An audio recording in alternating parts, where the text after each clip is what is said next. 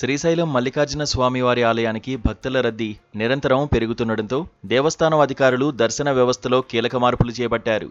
సామాన్య భక్తులకు ఎలాంటి అసౌకర్యం కలగకుండా చూస్తూనే ప్రముఖులకు మెరుగైన సేవలందించేందుకు వీఐపీ, వీవీఐపీ ప్రోటోకాల్ దర్శనాల్లో నూతన విధానాన్ని తీసుకువచ్చారు. తిరుమల తిరుపతి దేవస్థానం తరహాలోనే ప్రత్యేక సాఫ్ట్వేర్ను రూపొందించి ఆన్లైన్ ఓటీపీ సిస్టమ్ను ప్రవేశపెట్టినట్లు ఆలయ ఈవో శ్రీనివాసరావు వెల్లడించారు. ఈ కొత్త విధానం ద్వారా ప్రముఖులు టికెట్ల కోసం కౌంటర్ల వద్ద నిరీక్షించాల్సిన అవసరం లేకుండా నేరుగా వారి మొబైల్ ఫోన్లలోనే టికెట్లు పొందేలా సాంకేతికతను జోడించారు.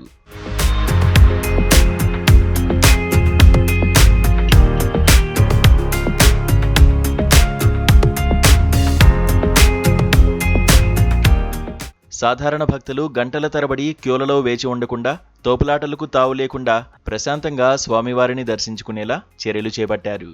సామాన్య భక్తుల రద్దీని దృష్టిలో ఉంచుకుని వారికి నిర్దిష్ట సమయాలు కేటాయిస్తూనే ప్రోటోకాల్ ప్రముఖులకు వేరువేరు సమయాల్లో విడతల వారీగా స్పర్శ దర్శనాలు కల్పించేలా వేళలను సర్దుబాటు చేశారు.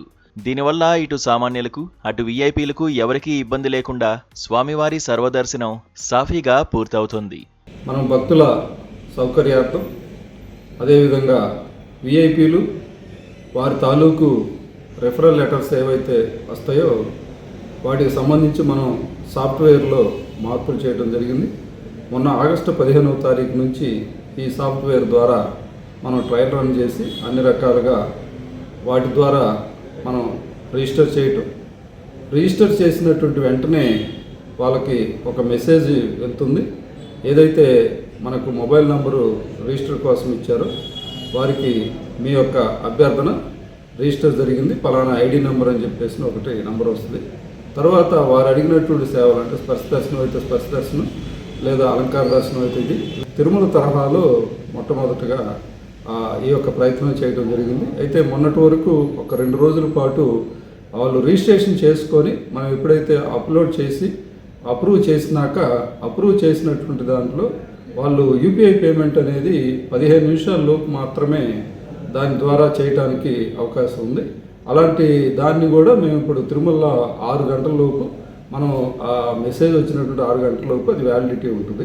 6 గంటల లోపు మనం యూపీఐ పేమెంట్ ద్వారా గేట్వే ద్వారా ఆ పేమెంట్ చేసినట్లయితే టికెట్స్ కూడా వాళ్ళే డౌన్లోడ్ చేసుకొని డైరెక్ట్గా మనం ఇచ్చినటువంటి టైం స్లాట్ ఏదైతే ఉందో ఆ టైం స్లాట్కి అనుగుణంగా వారి యొక్క సమయాన్ని ఎక్కువసేపు వెయిట్ చేయకుండా టైం స్లాట్ ప్రకారం దేవస్థానానికి వచ్చి వారు స్వామి అమ్మవారిని దర్శనం చేసుకోవడానికి ఉంది.